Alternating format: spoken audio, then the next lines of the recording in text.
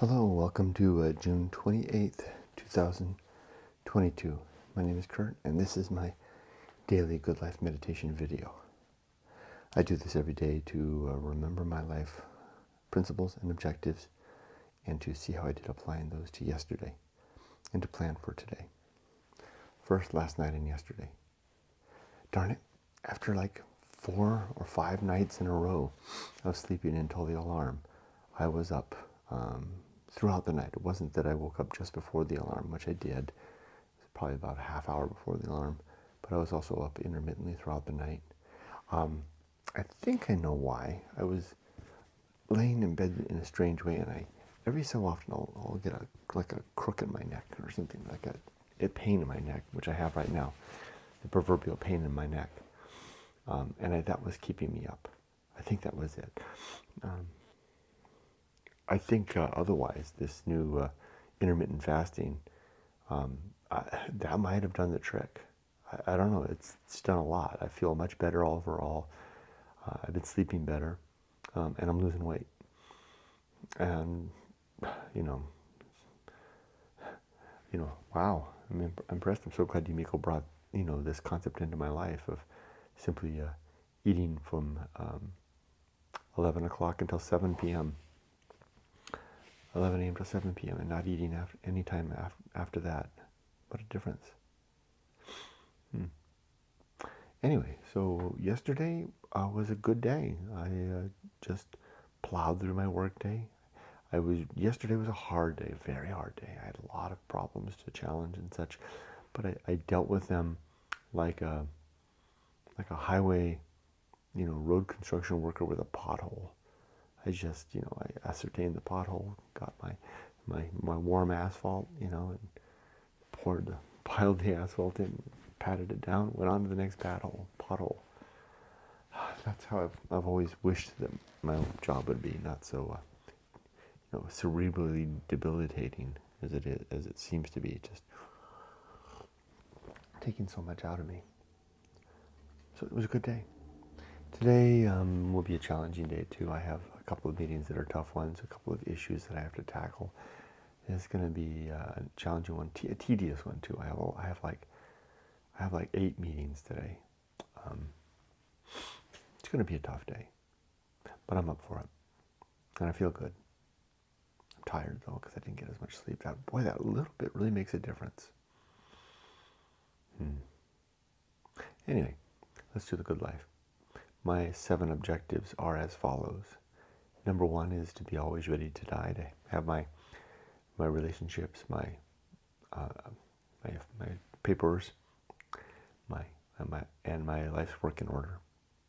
Number 2 is to make a good and effective use of my time, to not look back at yesterday and think that I wasted it away. And I did make good use of time. In addition to working, I did a lot of reading yesterday. Took good care of my dogs, attended to my family. I did all of the things that I read, even read poetry. What a great use of time. It was really good. Interesting how poetry, I've never been a big fan of poetry. I like poetry, but I've never been a big fan of it. It either really strikes me really well or I could take it or leave it. And I kind of forced myself yesterday, and I'm glad I did. Forced myself to read it and then reread it to make sure I understand it. I was reading Anne Bradstreet's poems, a Puritan woman. Very down-to-earth stuff. The next one is to cultivate good emotional reactions so that I react well to the challenges throughout the day, and then to perform good actions, and then to recognize my true limits, my true opportunities, and then to do just one thing at a time, and to do that thing slowly and deliberately and carefully. And did I say slowly? Okay, now my 30 principles. These are, number 1, the principle of war, to always be aggressively trying to take down the things that I think are true. Number 2, the principle of reason and the sub-principles of honesty, objectivity, and doubt, which are the frame of mind that I attempt to attain so that I can take on the world in a very deliberate manner. Oh, something else I've been doing. I've been getting to work right away. As soon as I don't eat breakfast anymore. So as soon as I'm done with this, and then I'll feed the dogs. I'll read the Bible, feed the dogs, comb my hair again, change my shirt, sit down and get to work, even if it's 6:15 in the morning. That's one way I tackle the anxiety for work. Sorry, that was just a little aside. I wanted to make sure I got in. Next is, I think I just did develop and maintain good life principles, right? Principle of war, principle of reason. Oh, the homunculus, the idea that I don't have a soul, but I do have a consciousness. Then comes the Anchorhold. That consciousness is trapped within me. It's not going to get out when I die. It's dying with me. And then the home of good and evil. Right and wrong are ideas that we hold in our head. They don't exist in the universe outside of us. And then the principle of purpose. And from the principle of purpose is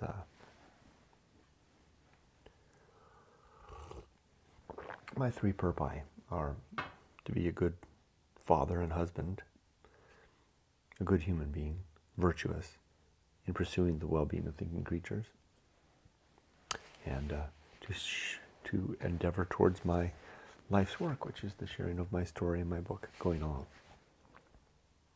Next comes the atomic principle. Everything is made of bits and pieces, and everything is falling to pieces. Well, when it's not building up, they kind of come together and then assemble and disassemble. Disassemble. Dissemble is a different word. And then the principle of nature. Everything has some particular nature, including you and me.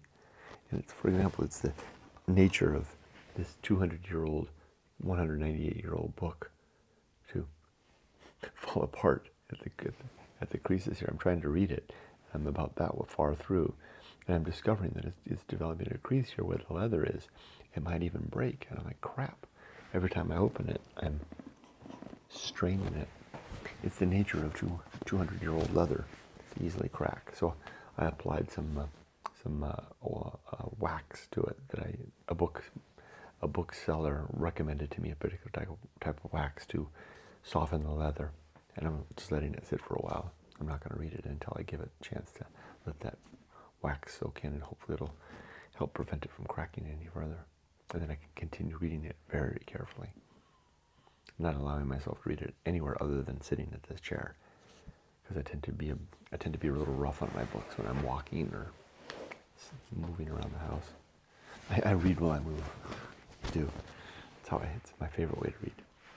Sitting down and reading is a forced, almost contrived endeavor. Okay, and now after that comes the pirate ride, the suggestion that free will doesn't really exist. I wonder if free will can exist in small doses. Maybe it's an all or nothing affair. Maybe you can have a little free will. I'll have to think about that. At this point, I don't think it's very real at all. And then comes maturity and the sub-principles of wisdom and fortitude. Because we are mature when we wisely remember our past successes and failures, and have the strength to and fortitude to avoid the failures, and do more towards these successes. Then comes the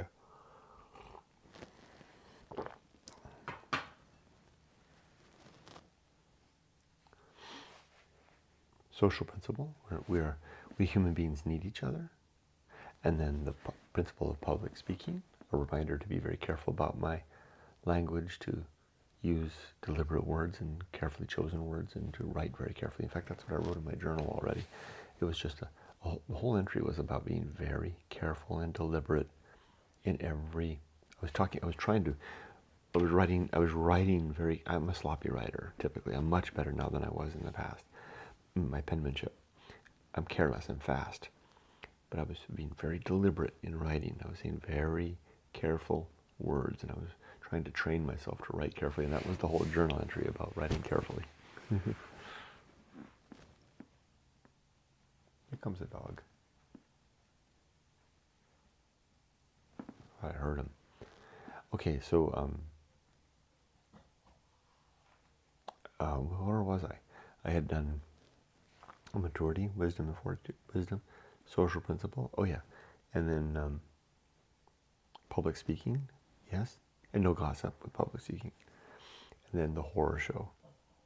Life is a horribly scary, terrible place. All kinds of awful things happening all around us all the time. I just need to remember that. And then after the horror show, hi. After the horror show comes no. Did I skip one? I think I did. I skipped Temperance, didn't I? Temperance and the sub-principles of suffering, simplicity, and apathy, which is the approach that I have to life, to consume less and do less and be less. And then the horror show. And then that which must be borne, which is the fact of the horror show and all of the responsibilities that I have to carry. Although I do have that retirement date on the horizon. Looking forward to that. You want to come up here? You're going to lay in your bed. Oh, you want to come up here? Come on. Come on, buddy. Come on. That's a nice stretch. And then after that which must be born comes, and this must be born too. Heavy weight against the butt. After that which must be born comes distraction. We distract ourselves with everything, our jobs and our families and our hobbies and our politics and our beliefs and our social media and our just it all. And it's a big distraction so that we don't have to see a universe without God, which I call the great indifference. Hey, I like the way that flowed out. Next comes the best seat in the house, to not want to be anyone else or be anywhere else or be doing anything else, but just to be okay with how things are, all the while striving to improve. Then comes the Path of Wildness, which is a way to move forward, up and out and through into new life. That was a mouthful. It's a way to break out of a status quo, something Yumiko and I do regularly, every decade or so. Next comes the risk of avoiding risk, the surface level risks of life and the deep risk. The surface level stuff is the stuff that's everyone encourages us to do. Get an education, get a job, buy a house, marry someone, raise a family, and save for your old age. The deep risk is the stuff that we do to attend to who we becoming ourselves. As hippy dippy as that sounds, it's real. And there's a shelf life on it. You can't wait too long to do that. You become whoever you live to be, whatever life you choose to live. And then comes sin and damnation. The 7 sins in my life are falsity, credulity, faith, superstition, dogma, authority, and gossip. These relate to being untrue, believing things that may be untrue, and talking about others behind their back. I try to avoid all of those. Excuse me, the consequences of damnation in the here and now. Next comes complete oblivion, the suggestion that once we're dead, there's nothing more to us, at least not in terms of this constituent character that is me or you. It goes away altogether. If there is no God, there is no heaven, there is no afterlife, there's no hell, there's no soul, then when we're dead, that's it. We won't see our loved ones again. We won't have a chance to reconcile any differences, and we won't have a chance to see justice served. So live well now. Pursue those things now, but don't be a vigilante. Next is great life adventure. One or more experiences in our life that is the thing that we do to assuage the deep risk, right? I should probably move the great life adventure closer to that principle, those 2 principles closer, because they kind of relate. And you can have more than one great life adventure. Some people don't want it.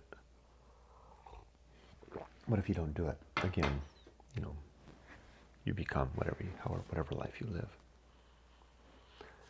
Next comes the season of philosophy, which is a time to record whatever words may come along. For me, my season seems to have passed. I sit in my pen in my journal every morning, and really nothing comes anymore. It all came in this season when I wrote Going Alone. I don't know, maybe it'll come again, but maybe not. That's okay if it doesn't. I shot my load, so to speak. How vulgar. Next comes, what's after the season of philosophy? Oh, the bullseye aim. Right, shooting to hit the mark, but usually missing. The uphill climb, a steady up, up, up. Climb, climb, climb. Don't stop, Kurt. Keep going up. And then arena and utility. Life is an arena to develop and use principles towards our objectives. Nothing is enough. A reminder to nothing is enough. Nothing is enough.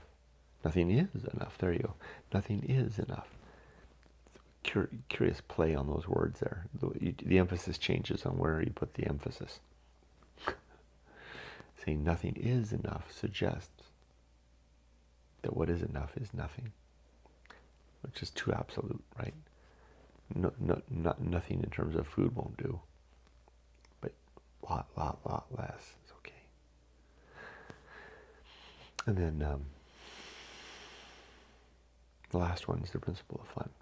Reminder to just have a good time, enjoy life. Okay, that's my good life meditation for today. For my plan for today, I'm going to finish this, start the upload, read my Bible, go downstairs, feed the dogs, clean myself up, fire up the computer, get ready, and start my day. Have a good day of work, solid day of work. It's part of my identity. It's part of who I am, and it's good stuff. I'm lucky to have a job. Okay. Have I convinced myself? Yeah, I have. Take care. Be safe, but not too safe.